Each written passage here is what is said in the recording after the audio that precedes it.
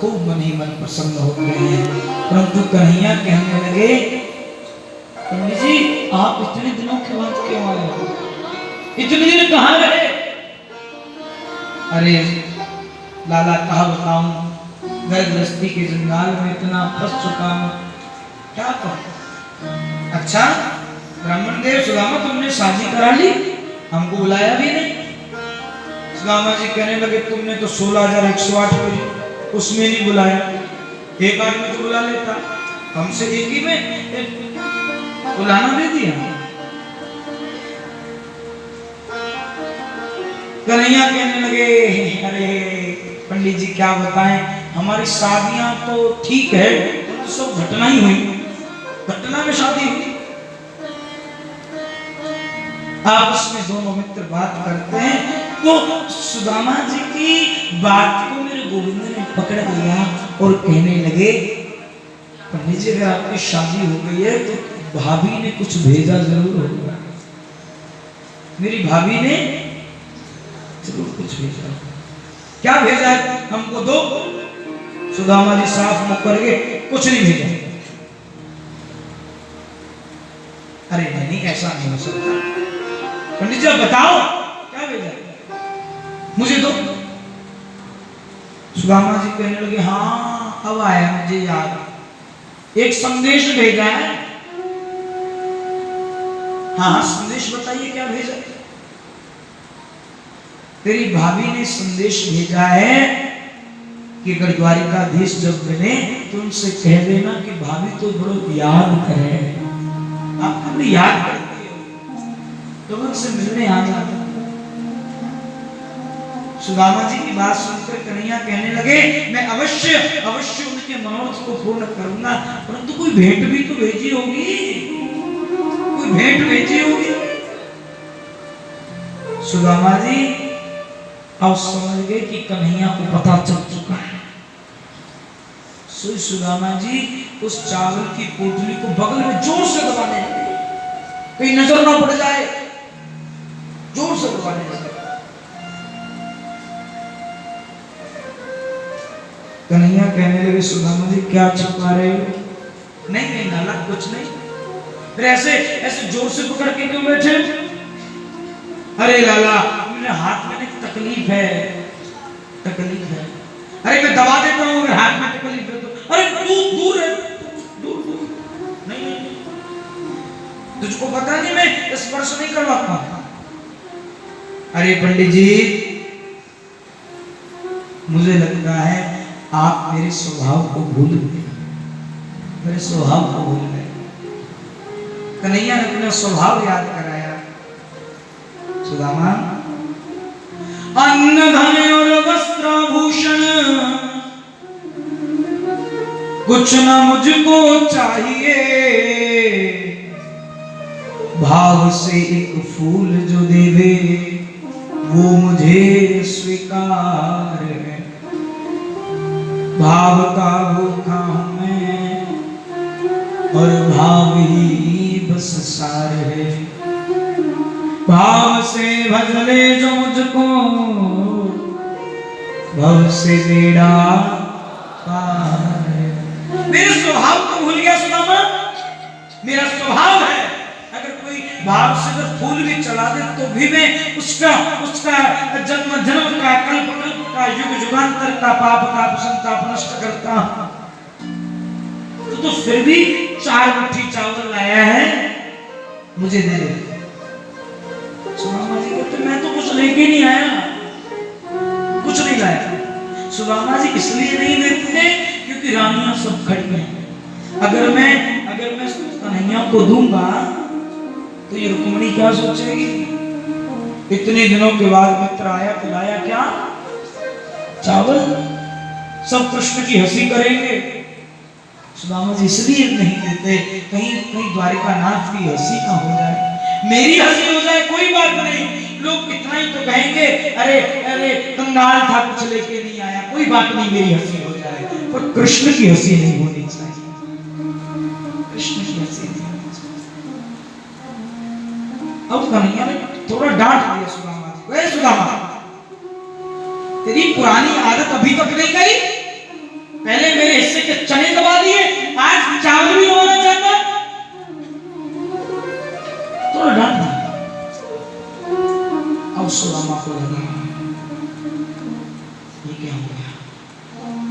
अरे लाला तू कैसी कैसी बातों ने अब याद कर रही है, कोई वो समय थोड़ी है, अब तो समय बदल गया, अब कोई कुछ नहीं लेके आया। भगवान को लगा बड़ा संकोच कर रहा है और उसके ऊपर कृपा तो मुझे ही करनी पड़ेगी। मेरे गोविंद ने हाथ आगे बढ़ाया और चावलों की पोटली को खींची और चावलों की पोटली को खोल के देखा, उसमें क्या था? क्या था जी? श्री कृष्ण को उन चावलों से पहले सुशीला की वो अश्रु की बिंदु दिखाई देती है। सुशीला उस अश्रु की बिंदु में अपनी भावना को भेजती थी। कन्हैया एक मास दो पाख में दो एकादशी हो, पर मेरे घर गोपाल जो नित्य एकादशी हो। ये भावना गोविंद ने अश्रु की बिंदु में पढ़ ली थी और यकीन मानिए मेरे गोविंद ने एक मुट्ठी चावल खाया और मन ही मन कहा, भाभी होनी थी जो हो गई, होनी थी जो हो गई, अब ना ऐसी हो। भाभी तेरे द्वार पे अब रोज द्वादशी हो,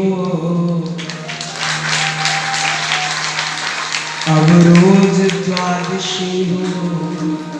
होनी थी जो हो गई। मेरे मेरे मेरे गोदामा को दूसरी मुट्ठी चावल खाई, अपना सर्वस्व रुक्मिणी ने रोका है। क्यों रोका रुक्मिणी ने? क्यों रोका? मेरे गुरुदेव बताते हैं, अभी अभी थोड़ी देर पहले रुक्मिणी श्री कृष्ण को सुदामा जी के चरणों में बैठकर देखते आई है। सुदामा जी के चरणों में बैठकर श्री कृष्ण को रोते हुए रुक्मिणी ने देखा है। रुक्मिणी जानती है, रुक्मिणी जानती है आज घर में कोई दिव्य विभूति आई है, कोई दिव्य महात्मा घर पे आया है। ये सुदामा साधारण नहीं है, इसलिए रुक्मिणी ये रोकती है और कहती, कन्हैया ये सुदामा 4 मुट्ठी चावल लाया है, 2 मुट्ठी तो आप ही खा गए, इसका प्रसाद आप अकेले अकेले मत खाओ, इसका प्रसाद तो पूरी द्वारिका को मिलना चाहिए, पूरी द्वारिका इसके प्रसाद के अधिकारी है, इसका प्रसाद पूरी द्वारिका खाए। इसलिए रुक्मिणी ने रोका है और वो 2 मुट्ठी चावल बच्चे द्वारिका के भंडार में मिला दिए गए हैं। खूब आनंद से श्री सुदामा जी महाराज 2 दिन द्वारिका में रुके, 2 दिन द्वारिका में रुके। तीसरे दिन श्री कृष्ण से कहने लगे, लाला अब मैं चल जाऊं, तो पे मिल रही हो, तेरे से मिलने आया था, मुलाकात हो गई। कन्हैया कहने लगे, ठीक है कन्हैया जी जाइए। सुदामा जी जाने लगे थे, कन्हैया ने कहा, सुदामा जी रुको,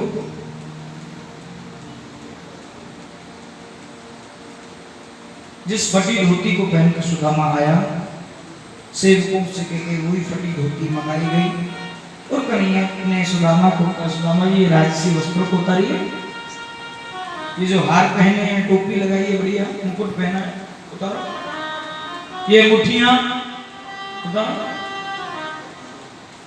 वही फटी धोती सुदामा को फिर बस इतना था, बढ़िया धो के स्वच्छ हो गई थी, ब्रश कर दी थी, बाकी वही फटी धोती सुदामा ने फिर सुदामा ने कन्हैया को आशीर्वाद दिया, लाला खूब आनंद लेकर श्री सुदामा जी महल से बाहर निकलने लगे थे। सुदामा के मन में आया, ये कन्हैया ने ऐसा क्यों किया, कम से कम 1-2 मुट्ठी तो छोड़ देता। इतनी दूर से मैं आया, जागा नहीं, एक हारी छोड़ देता सारा उतार लिया। पर सुदामा क्या जानते थे कृष्ण के मन की बात। सुदामा जब महलों में अंदर गया था, पूरी द्वारिका वहां पर उपस्थित थी। पूरी द्वारिका बाहर गेट पर इंतजार करती थी। देखते हैं सुदामा गया है तो बाहर लेकर के क्या आएगा। पूरी द्वारिका को था पता नहीं कृष्ण क्या दे देंगे इसको, कृष्ण कितना देंगे, सुदामा न जाने कितनी ट्रक माल भर के लेके जाएगा। पूरी द्वारिका देखती थी। सुदामा बाहर आते हैं और पूरी द्वारिका ने देखा ये सुदामा ब्राह्मण जैसा नंगा गया था वैसा नंगा वापस आया। ऐसी स्थिति द्वारिका के लोगों ने जब सुदामा की देखी, पूरी द्वारिका ने सुदामा की जय जयकार की। पूरी द्वारिका ने पुष्प बिछा दिए, पूरी द्वारिका पुष्पों की वर्षा करने लगी और सुदामा जी से कहने लगी, सुदामा बहुत आए, यहाँ पर बहुत आए, आकर के सब ट्रकों माल भर के ले गए और सुदामा तेरे जैसा ब्राह्मण नहीं देखा, जैसा आया था वैसा ही वापस जा रहा है, तेरे जैसा नहीं।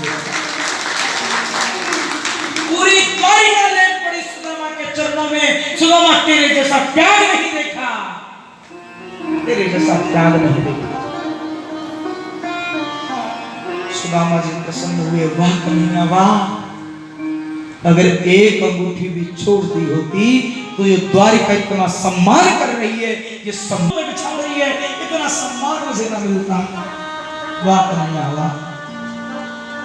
सुदामा जी नंगे पैर ही पुनः अपने घर की ओर जाते हैं।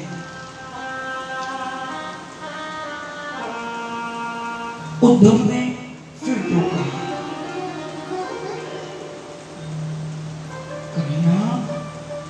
आपका ये बचपन का मित्र साथ पढ़े, इतनी मेहनत करके आपके पास आया,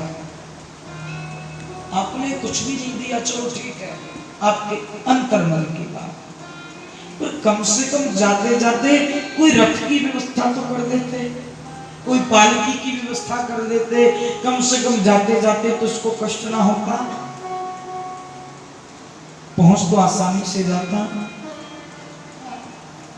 इतनी बात सुनकर द्वारकाधीश फूट फूट के रोने लगे। उद्धव तू क्या जानता है, एक रथ नहीं, इसके लिए मैं हजारों रथ नहीं सकता था, एक घोड़ा नहीं लाखों घोड़ों का इंतजाम इसके लिए हो जाता। मैं चाहता अपनी अक्षौहिणी सेना के संग से भेजता।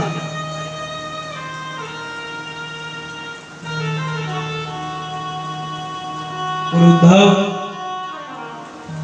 मेरे मन में एक लोभ आ गया,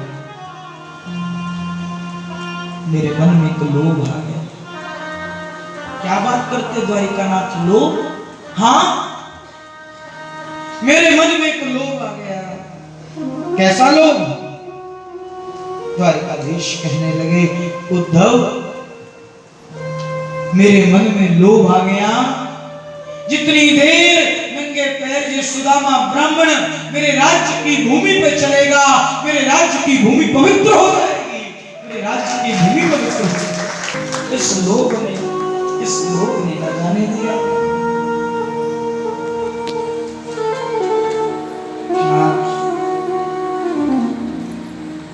जैसे सुदामा जी गए थे, कन्हैया ने विश्वकर्मा को आदेश दिया, विश्वकर्मा जैसी मेरी द्वारिका है वैसे सुदामापुरी का निर्माण। देखते देखते रात्रि के अंधकार में ही सुदामा जी पहुंचते अपने द्वार पर। वहां झोपड़ी की जगह महल खड़े थे। सुशीला आरती की थाली सजा करके लाती है, सुदामा जी की आगे आरती करती है। सुदामा जी कहते हैं ये इतना कुछ कैसे, इतना कुछ कैसे? सुशीला कहती है आपकी द्वारिका नाथ की ही कृपा है। रो पड़े सुदामा जी, रो पड़े, कहने लगे वाह ठाकुर, देने वाला तो देखा, तेरे जैसा नहीं देखा। एक बात याद रखिए, एक बात याद रखिए, सुदामा जी कह रहे हैं प्रभु अगर मैं आपसे कुछ मांग करके लेके आता, आपसे मैं मांग करके लेके आता तो ज्यादा से ज्यादा क्या ले आता, क्या मांग लेता आपसे?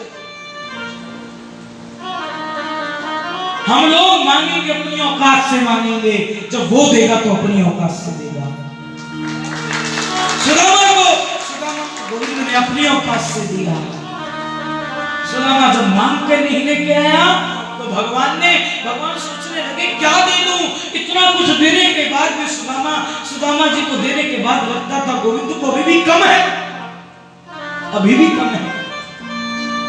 आप मांगोगे तो भैया अपनी औकात से मांगोगे, तो वो देगा तो उसकी औकात कितनी बड़ी है, जहां हमारी सोच भी शुरू नहीं होती, उससे भी और आगे, उससे भी होगा। सुदामा जी ने देखा और सुदामा जी कहने लगे कन्हैया तूने बड़ी कृपा कर दी है, परंतु ये सब मैं तो तेरा प्रसाद रखकर ही ग्रहण करता हूं, मुझे आवश्यकता नहीं है। सुदामा जी ओ तूने इतना बिहारी कि मैं तो मना मान हो गया, तूने इतना दिया बनवारी ओ बांके बिहारी कि मैं तो मना मान हो गया, तूने इतना दिया बनवारी कि बांके बिहारी ओ मैं तो मना मान हो गया।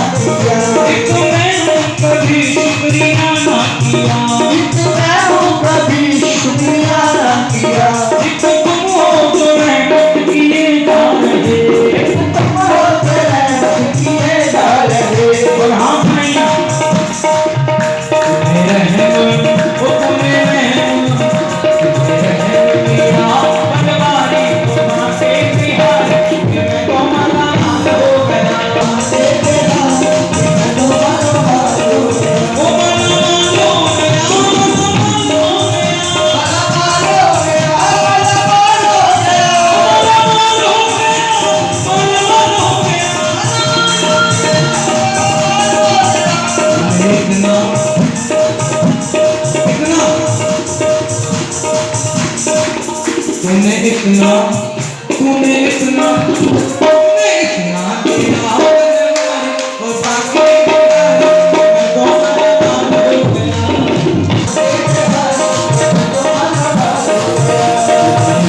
दिया और बाकी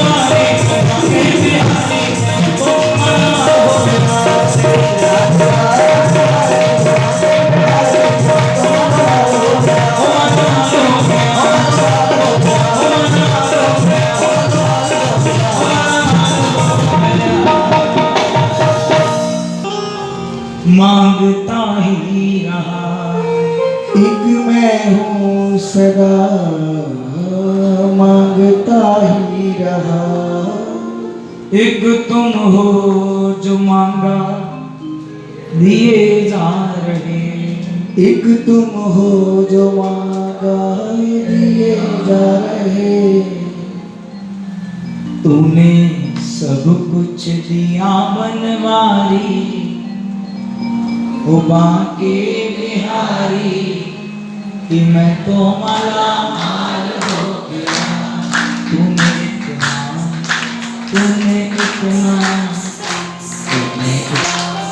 ये किसको मिला है?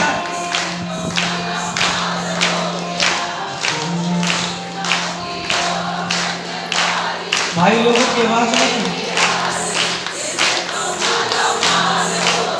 ओ माला माल हो गया, माला माल हो गया। तूने सब कुछ दिया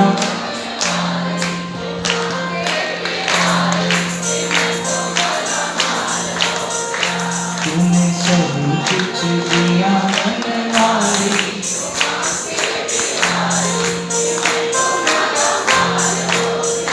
बोली माँ के बिहारी लाल की जय जय श्री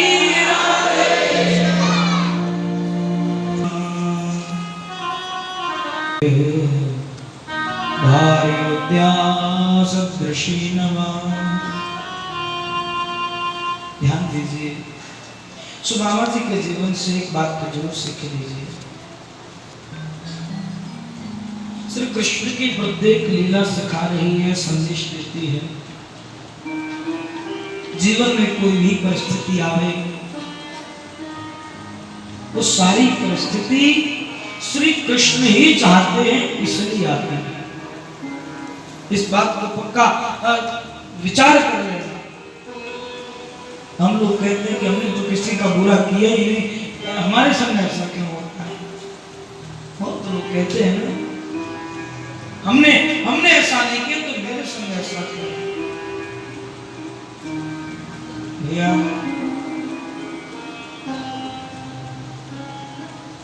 हमारा कोई एक जन्म थोड़ी है, जन्म जन्म के पापी हैं, जन्म जन्म के पापी हैं।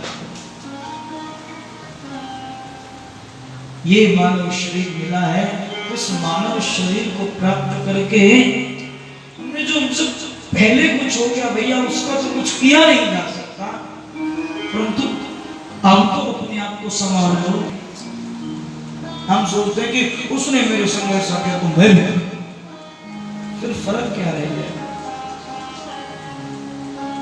फिर फर्क क्या रह गया?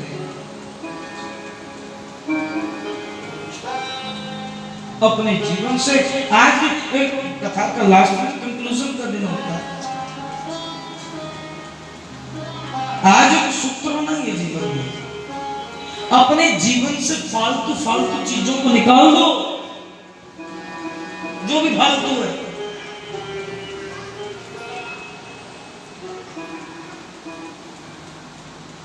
पता नहीं क्यों सब कुछ इकट्ठा करने में लगे हैं। सब कुछ इकट्ठा करके काम नहीं बनेगा।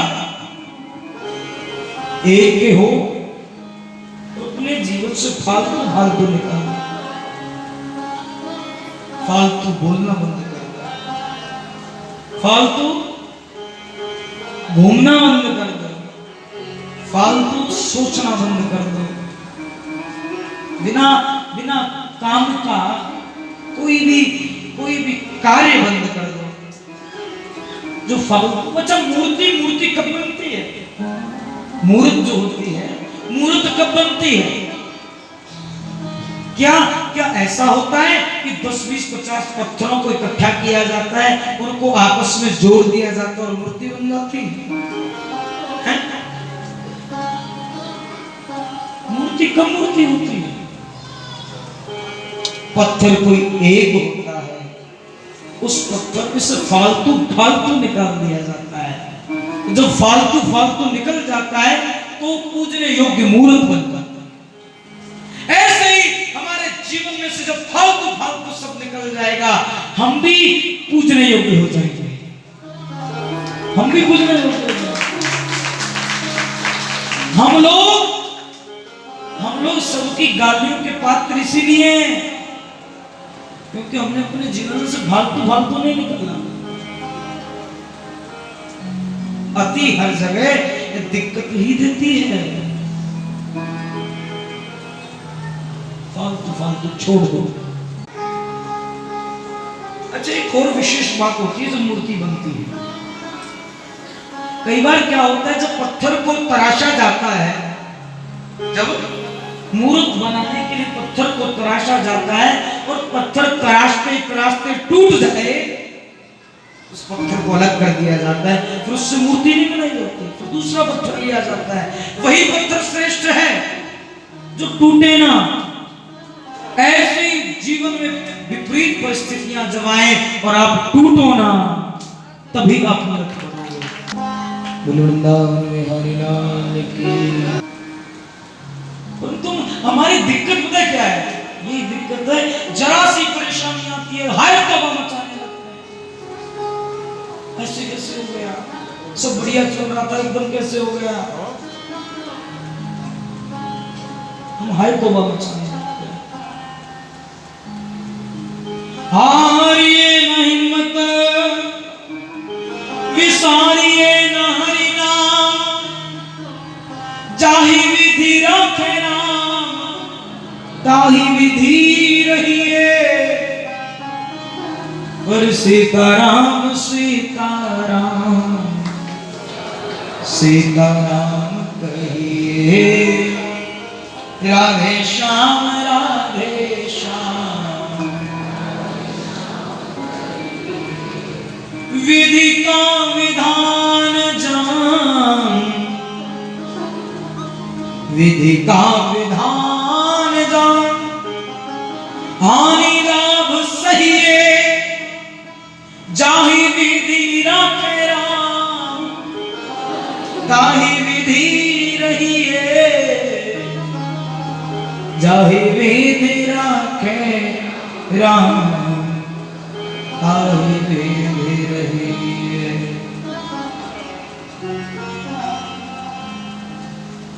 सुदामा के जीवन में विपरीतता कम नहीं थी। अरे हमारे पास तो इतना धन है, हमारी 2 पीढ़ियां भी ना कमाएं तो भी बैठे बैठे खा लेंगे। और सुदामा के घर में सुबह बन जाए, शाम को बने ना बने पता ना था। तो सुदामा ने कभी चिंता नहीं की। मेरी गास्पिट हमेशा कहा करती है, आप अपनी चिंता को एक बार सामने को पकड़ा के तो देखो, वो फिर खुद चिंता करता है, वो खुद सारी व्यवस्था बनाता है, वो खुद सब कुछ करने लगता है।